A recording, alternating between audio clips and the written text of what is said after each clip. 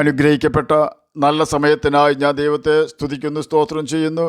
ദൈവവചനം ശ്രവിച്ചുകൊണ്ടിരിക്കുന്ന എല്ലാ ദൈവമക്കൾക്കും വീണ്ടും വരാമെന്നരുളി ചെയ്തവനായ കർത്താവായ യേശു ക്രിസ്തുവിൻ്റെ ധന്യനാമത്തിൽ ഞാൻ എൻ്റെ സ്നേഹവന്ദനം അറിയിക്കുന്നു. ഇന്നത്തെ അല്പസമയത്തെ ചിന്തയ്ക്കായി 1 ശമൂവേൽ 26 അധ്യായം 24 വാക്യം നമുക്ക് വായിക്കാം. എന്നാൽ നിൻ്റെ ജീവൻ നിന്ന് എനിക്ക് വിലയേറിയതായിരുന്നതുപോലെ എൻ്റെ ജീവൻ യഹോവയ്ക്ക് വിലയേറിയതായിരിക്കട്ടെ. അവൻ എന്നെ സകല കഷ്ടതയിൽ നിന്നും രക്ഷിക്കുമാറാകട്ടെ. അനുഗ്രഹിക്കപ്പെട്ട വേദവാക്യമാണ് നാം കേട്ടത്. ഇശായിയുടെ മകനായ ദാവീദ് തൻ്റെ അപ്പൻ്റെ ആടുകളെ തീറ്റുന്ന സമയങ്ങളിലെല്ലാം കിന്നരം വായിച്ച് ദൈവത്തെ പാടി സ്തുതിക്കുന്നവനായിരുന്നു. ആ ദാവീദിനെ തൻ്റെ പിതാവ് തൻ്റെ മൂത്ത മക്കളായ പട്ടാളക്കാരുടെ ക്ഷേമം അന്വേഷിക്കേണ്ടതിന് ഇസ്രയേൽ മക്കളും ഫിലിസ്ത്യരും മുഖാമുഖം അണിനിരന്നു നിൽക്കുന്ന യുദ്ധമുഖത്തേക്ക് പറഞ്ഞയച്ചു. ദാവീദ് അവിടെ ചെന്നപ്പോൾ കണ്ട കാഴ്ച, ഫിലിസ്ത്യ മല്ലനായ ഗോലിയാത്ത് ഇസ്രയേലിൻ്റെ രാജാവും യഹോവയെ തള്ളിക്കളഞ്ഞവനുമായ കീശിൻ്റെ മകൻ ശൗലിനെയും ഇസ്രയേലിൻ സൈന്യനിരകളെയും 40 ദിവസമായി വെല്ലുവിളിച്ചുകൊണ്ട് നിൽക്കുന്നതും ശൗലും പടയാളികളും ആ വെല്ലുവിളിയുടെ ശബ്ദം കേട്ട് പേടിച്ച് വിറച്ചു നിൽക്കുന്നതുമായ കാഴ്ചയായിരുന്നു. എന്നാൽ യഹോവയുടെ അഥവാ കർത്താവായ യേശു ക്രിസ്തുവിൻ്റെ ആത്മാവുള്ള ദാവീദ് അത് കാണുകയും കേൾക്കുകയും ചെയ്തപ്പോൾ അവൻ ഇസ്രയേൽ സൈന്യം കേൾക്കെ പറഞ്ഞത് ഇപ്രകാരമാണ്: ഗോലിയാത്തിനെ കൊന്ന് ഇസ്രയേലിൽ നിന്നും നിന്ന മാറ്റിത്തന്നാൽ എനിക്ക് എന്ത് തരും? ഒടുവിൽ ശൗൽ രാജാവും ദാവീദിൻ്റെ ആ വാക്ക് കേട്ടു. ശൗൽ രാജാവിനോട് ദാവീദ് ആ വാക്ക് പറഞ്ഞപ്പോൾ രാജാവ് പറഞ്ഞത്, നീ ഒരു ബാലകൻ, അവനോ ബാല്യം മുതൽ യോദ്ധാവാകുന്നു എന്നാണ്. 1 ശമൂവേൽ 17 അധ്യായം 33 വാക്യത്തിൽ ഇത് രേഖപ്പെടുത്തിയിരിക്കുന്നു. എന്നാൽ ശൗലിൻ്റെ നിരുത്സാഹപ്പെടുത്തുന്ന വാക്കുകളേക്കാൾ ശക്തമായിരുന്നു ദാവീദിനുള്ള സാക്ഷ്യം. ദാവീദ് പറയുകയാണ്, ഞാൻ എൻ്റെ അപ്പൻ്റെ ആടുകളെ മേയിച്ചു കൊണ്ടിരുന്നപ്പോൾ ഒരിക്കലൊരു സിംഹം ആട്ടിൻകൂട്ടത്തിൽ നിന്നും ഒരു ആട്ടിൻകുട്ടിയെ പിടിച്ചു. ഞാൻ അതിൻ്റെ പിന്നാലെ ഓടിച്ചെന്ന് ആട്ടിൻകുട്ടിയെ മോചിപ്പിച്ചു. അപ്പോൾ സിംഹം എൻ്റെ നേരെ ചാടി വന്നു. ഞാൻ അതിൻ്റെ വായ്ക്ക് പിടിച്ച് കീറി കൊന്നുകളഞ്ഞു. അതുപോലെ തന്നെ ഒരിക്കലൊരു കരടി വന്നു. ഞാൻ അതിനെയും കൊന്നുകളഞ്ഞു. സിംഹത്തിൻ്റെയും കരടിയുടെയും കയ്യിൽ നിന്നും എന്നെ രക്ഷിച്ച യഹോവ ഈ ഫിലിസ്ത്യൻ്റെ കയ്യിൽ നിന്നും എന്നെ രക്ഷിച്ച് ഇസ്രയേലിൽ നിന്നും നിന്ന മാറ്റിക്കളയും എന്ന് പറയുകയും ഗോലിയാത്തിൻ്റെ നേരെ ഓടുകയും ചെയ്തു. ഒരു കവിണയും ഒരു കല്ലും കൊണ്ട് ദാവീദ് ഫിലിസ്ത്യനെ ജയിച്ചു.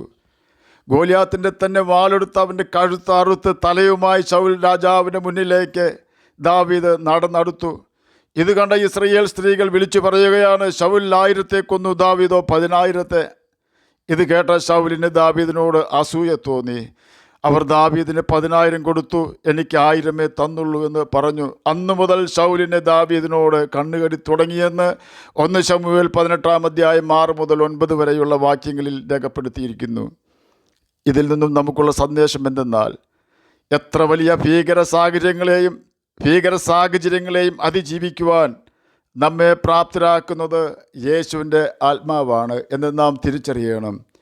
അതുകൊണ്ടാണ് സദൃശവാക്യത്തിൽ ശലോമോൻ രേഖപ്പെടുത്തിയിരിക്കുന്നത്, നിനക്ക് തന്നെ നീ ജ്ഞാനിയായി തോന്നരുത്, യഹോവയെ ഭയപ്പെടണം, സ്വന്തം വിവേകത്തിൽ ഊന്നരുത്. ദൈവാത്മാവിൽ ആശ്രയിക്കുകയും ദൈവാത്മാവിനെ പാപം ചെയ്ത് ദുഃഖിപ്പിക്കാതിരിക്കുകയും ചെയ്ത് ഒരു വിശുദ്ധ ജീവിതം നാം നയിക്കണം. ഏത് പ്രതികൂല സാഹചര്യങ്ങളിലും നമ്മെ രക്ഷിക്കുവാൻ കർത്താവ് വരുമെന്ന് നാം ഓർക്കണം. പ്രതിസന്ധികൾ വരുമ്പോൾ മാത്രം ദൈവത്തെ അന്വേഷിക്കുന്നവരാകാതെ ദൈവവചനം അനുസരിച്ചുകൊണ്ട് നാം ദൈവത്തിൻ്റെ ബലമുള്ള കൈകീഴിൽ താഴ്ന്ന് ഇരിക്കുന്നവരാകണം.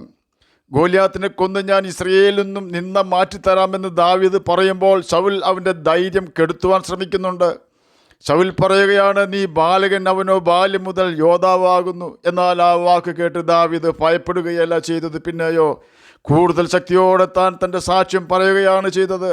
മറ്റുള്ളവരുടെ പേടിപ്പിക്കുന്ന വാക്കുകളിൽ നിന്നും രക്ഷപ്പെടുവാൻ നാം നല്ല സാക്ഷ്യമുള്ളവരായി ജീവിക്കുകയും നമ്മിൽ പാപമില്ലാതെ നമ്മെ തന്നെ കാക്കുകയും ചെയ്യേണ്ടത് അത്യാവശ്യമാണ്. പേടിപ്പിക്കുന്ന വാക്കുകൾ ശൗലിൽ നിന്ന് കേട്ട ദാവീദ് പറയുകയാണ്, ഞാൻ സിംഹത്തെയും കരടിയെയും കൊന്നിട്ടുണ്ട്. യഹോവയാണ് എന്നെ അതിനെ പ്രാപ്തനാക്കിയത്. പ്രതീക്ഷിക്കാത്ത സമയത്ത് പ്രതിസന്ധികൾ ഒന്നിനു പുറകെ ഒന്നായി ആഞ്ഞ് വീശുമ്പോൾ പ്രശ്നങ്ങളെ നോക്കി ഭയപ്പെടുകയല്ല, മറിച്ച് പ്രശ്ന പരിഹാരകനായ കർത്താവായ യേശു ക്രിസ്തുവിനെ യഹോശാഫാത്തിനെ പോലെ പാടി സ്തുതിക്കുകയാണ് വേണ്ടത്. യഹോശാഫാത്ത് പാടി ദൈവത്തെ സ്തുതിച്ചപ്പോൾ അവനെതിരെ വന്ന ശത്രുക്കൾ പരാജയപ്പെട്ടു. ഏത് സാഹചര്യത്തിലും നാം സങ്കീർത്തനക്കാരനെ പോലെ പറയണം, എൻ്റെ ആത്മാവെ നീ വിഷാദിച്ചുള്ളിൽ ഞരങ്ങുന്നത് എന്ത്? ദൈവത്തിൽ പ്രത്യാശ വയ്ക്കുക, അവൻ എൻ്റെ മുഖപ്രകാശക രക്ഷയും എൻ്റെ ദൈവവുമാകുന്നു എന്ന് ഞാൻ ഇനിയും അവനെ സ്തുതിക്കും. കഴിഞ്ഞ കാലങ്ങളിൽ നമ്മുടെ യേശു തന്ന സൗഖ്യവും സമാധാനവും പ്രതിസന്ധികളിൽ നിന്നും യേശു തരുന്ന മോചനങ്ങളെക്കുറിച്ചുള്ള ഓർമ്മകളും ഇപ്പോൾ നാം അനുഭവിച്ചുകൊണ്ടിരിക്കുന്ന പ്രതിസന്ധികളെ അതിജീവിക്കുവാനുള്ള ആയുധങ്ങളായി നാം ഉപയോഗിക്കണം. നാം അപ്രകാരം ചെയ്യുന്നുവെങ്കിൽ ദൈവം നമ്മിൽ പ്രസാദിക്കും. നമ്മെ പ്രതിസന്ധിയിലാക്കുവാൻ ശ്രമിക്കുന്ന സാത്താൻ ലജ്ജിക്കുന്നത് അപ്പോൾ മാത്രമാണ്. ഒരു കൊച്ചിനെ പട്ടി ഓടിക്കുമ്പോൾ തൻ്റെ പിതാവിൻ്റെ അടുക്കൽ ഓടിച്ചെന്ന് കുഞ്ഞ് അഭയം പ്രാപിച്ചു. ആ കുഞ്ഞിനെ തൻ്റെ പിതാവ് പൊക്കിയെടുത്ത് മാറോടണച്ചു.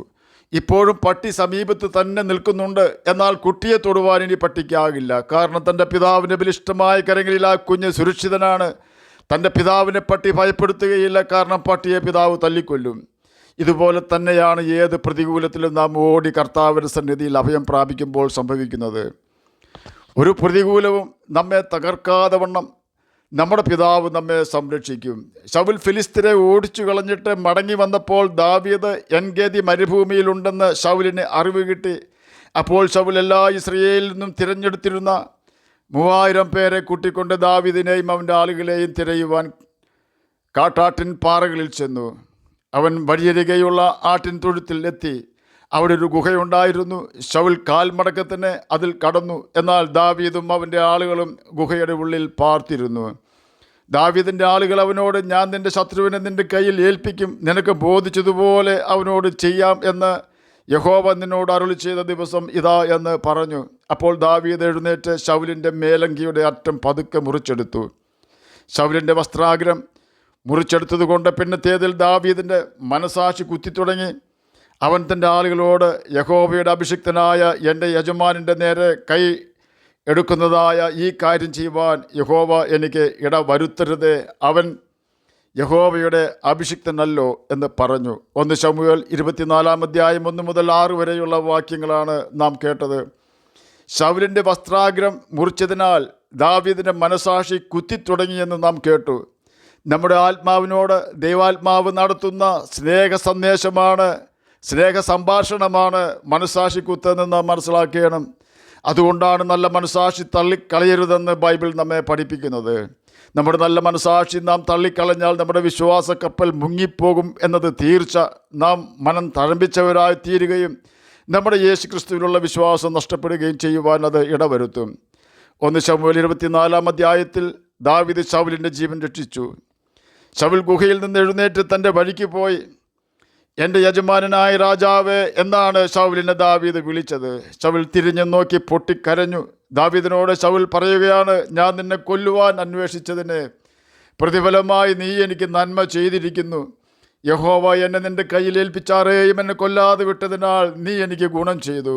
ശൗൽ തുടരുകയാണ്, ദാവീദേ നീ രാജാവാകും. നീ രാജാവാകുമ്പോൾ എൻ്റെ സന്തതിയെ നിർമൂലമാക്കുകയില്ല എന്ന് യഹോവയുടെ നാമത്തിൽ സത്യം ചെയ്യണമെന്ന് പറഞ്ഞു. ദാവീദിനെ കൊണ്ട് സത്യം ചെയ്യിച്ചു. 1 ശമൂവേൽ 24 അധ്യായത്തിലാണ് ഇതിനെക്കുറിച്ച് രേഖപ്പെടുത്തിയിരിക്കുന്നത്. 1 ശമൂവേൽ 26 അധ്യായം 8 മുതൽ 10 വരെയുള്ള വാക്യങ്ങളിലും ദാവീദ് ശൗലിൻ്റെ ജീവനെ രക്ഷിക്കുന്നുണ്ട്. അനന്തരം സീഫ്യർ ഗിബെയയിൽ ശൗലിൻ്റെ അടുക്കൽ വന്നു. ദാവീദ് മരുഭൂമിക്ക് തെക്കുള്ള ഹഗീല കുന്നിൽ ഒളിച്ചിരിക്കുന്നുവെന്ന് പറഞ്ഞു. ശൗൽ എഴുന്നേറ്റ് ദാവീദിനെ തിരയുവാൻ സീഫ് മരുഭൂമിയിലേക്ക് ചെന്നു. ശൗൽ തന്നെ അന്വേഷിച്ച് മരുഭൂമിയിൽ വന്നിരിക്കുന്നുവെന്ന് ഗ്രഹിച്ച് അവിടേക്ക് ചാരന്മാരെ ദാവീദ് അയച്ചു.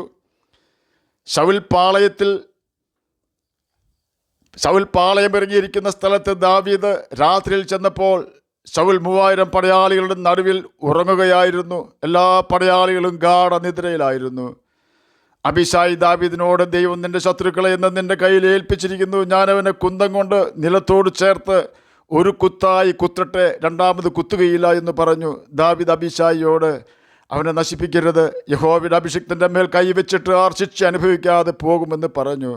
ഞാൻ യഹോവയുടെ അഭിഷിക്തൻ്റെ മേൽ കൈവെപ്പാൻ യഹോവ സംഗതി വരുത്തരുതേ. രാജാവിൻ്റെ കുന്തവും ജലപാത്രവും എടുത്തുകൊണ്ട് ദാവീദും കൂട്ടുകാരനും പോയി. മതിയായ അകലത്തിൽ നിന്നുകൊണ്ട് ദാവീദ് ശൗൽ രാജാവിനെ വിളിച്ചു. അപ്പോൾ ശൗൽ ദാവീദിൻ്റെ ശബ്ദം തിരിച്ചറിഞ്ഞു. ഞാൻ പാപം ചെയ്തിരിക്കുന്നു, ഞാൻ അത്യന്തം തെറ്റിപ്പോയി എന്ന് ശൗൽ വിലപിച്ചു. 1 ശമൂവേൽ 24 ദാവീദിനെ കൊണ്ട് സത്യം ചെയ്യിച്ച് ദാവീദിനാൽ തൻ്റെ ജീവൻ തിരികെ പ്രാപിച്ച ശൗൽ 1 ശമൂവേൽ 26 വീണ്ടും ദാവീദിനെ കൊല്ലുവാൻ അന്വേഷിച്ചു. എന്നാൽ ഇവിടെയും ദാവീദ് ശൗലിനെ കൊല്ലാതെ അവൻ്റെ ജീവൻ രക്ഷിച്ചു. 1 ശമൂവേൽ 25 നാബാൽ എന്ന വ്യക്തി തൻ്റെ ബാല്യക്കാരെ നിന്ദിച്ചു എന്ന കാരണത്താൽ അവനെയും അവൻ്റെ ഭവനത്തിലെല്ലാവരെയും കൊല്ലുവാൻ ഇറങ്ങി പുറപ്പെട്ടു.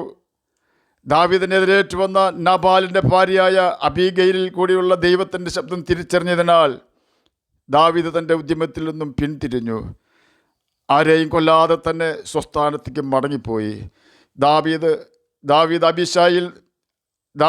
അബീഗയിലിൽ കൂടി കേട്ട ദൈവിക ആലോചന ഇപ്രകാരമായിരുന്നു: എന്നാൽ യഹോവ യജമാനന് വാഗ്ദാനം ചെയ്തിരിക്കുന്ന എല്ലാ നന്മകളും നിവർത്തിച്ചു തന്ന് നിന്നെ ഇസ്രായേലിൻ്റെ പ്രഭുവാക്കി വയ്ക്കുമ്പോൾ അകാരണമായി രക്തം ചിന്തുകയും യജമാനൻ താൻ തന്നെ പ്രതികാരം നടത്തുകയും ചെയ്തു പോയി എന്നുള്ള ചഞ്ചലവും മനോവ്യതയും യജമാനന് ഉണ്ടാവുകയില്ല. ഈ വാക്കുകൾ തുടർന്ന് പാപം ചെയ്യാതെ വണ്ണം ദാവീദിനെ തടുത്തു എന്ന് കരുതാം. 1 ശമൂവേൽ 24, 25, 26 അധ്യായങ്ങളിൽ ദാവീദ് ചിലരുടെ പ്രാണനെ കൊല്ലാതെ സൂക്ഷിക്കുന്നു. 1 ശമൂവേൽ 24, 26 അധ്യായങ്ങളിൽ ശൗലിൻ്റെ പ്രാണനെയാണ് രക്ഷിക്കുന്നത്. എന്നാൽ 1 ശമൂവേൽ 25 നാബാലിൻ്റെയും അവൻ്റെ ഭവനക്കാരുടെയും ജീവനെയാണ് ദാവീദ് രക്ഷിച്ചത്. എന്നെ കേൾക്കുന്ന പ്രിയ ദൈവമകനെ, ദൈവമകളെ, നാം മറ്റുള്ളവരെ സഹായിക്കുകയോ രക്ഷിക്കുകയോ ചെയ്യുമ്പോൾ ആ വ്യക്തിയിൽ നമുക്ക് പ്രത്യുപകാരമോ സഹായമോ ചെയ്തെന്ന് വരികയില്ല. ഒരുപക്ഷെ നമ്മിൽ നിന്നും സഹായം വാങ്ങുന്നവർ അതിനുശേഷം നമ്മെ ദ്രോഹിക്കുവാൻ പോലും തയ്യാറായേക്കാം.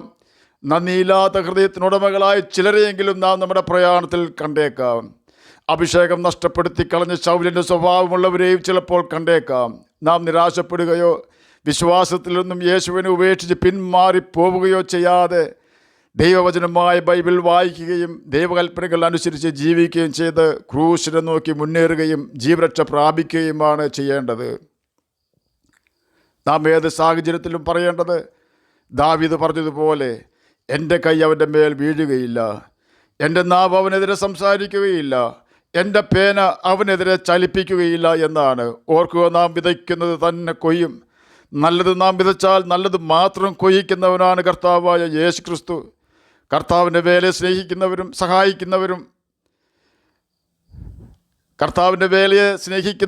സഹായിക്കുന്നവരെയും മറന്നു കളയുന്നവനല്ല കർത്താവായ യേശു ക്രിസ്തു. ആകയാൽ ആരെല്ലാം കുന്തം എറിഞ്ഞാലും നമുക്കെതിരെ പേന ചലിപ്പിച്ചാലും വാളുകൊണ്ട് കുത്തും പോലെ മൂർച്ചയായി സംസാരിച്ചാലും നാം ക്രൂശിക്കപ്പെട്ടവനായ കർത്താവായ യേശു ക്രിസ്തുവിനെ ധ്യാനിക്കുകയും അവൻ്റെ കൽപ്പനകൾ അനുസരിച്ചുകൊണ്ട് അവനെ അനുഗമിക്കുകയും ചെയ്യണം.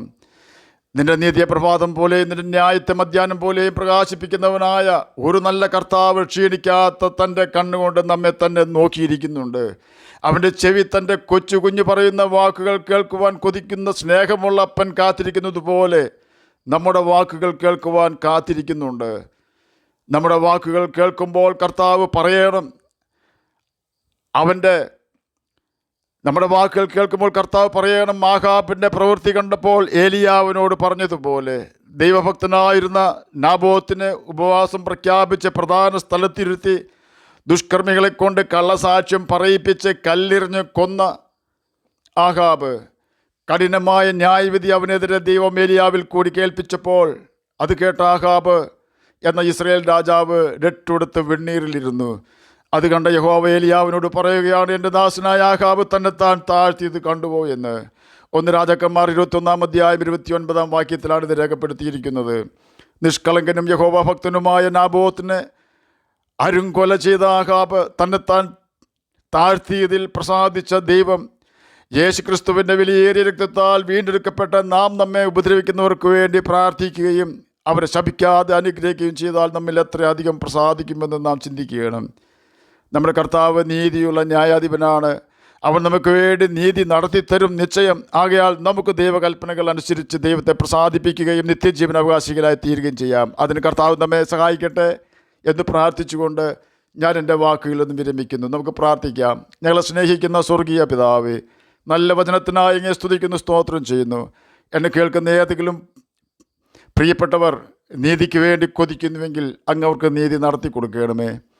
പ്രത്യാശയില്ലാത്തവർക്ക് പ്രത്യാശ കൊടുക്കണമേ. അങ്ങയുടെ വചനം വായിക്കുവാനും ഗ്രഹിക്കുവാനും അതിന് പ്രകാരം ജീവിക്കുവാനും മടിയനെ കേൾക്കുന്ന അങ്ങയുടെ കുഞ്ഞുങ്ങളെ സഹായിക്കണമേ. പ്രാർത്ഥന കേട്ടതിനായി സ്തോത്രം. യേശുവിൻ്റെ നാമത്തിൽ തന്നെ ആമേൻ. കർത്താവ് എല്ലാവരെയും അനുഗ്രഹിക്കട്ടെ. സ്തോത്രം.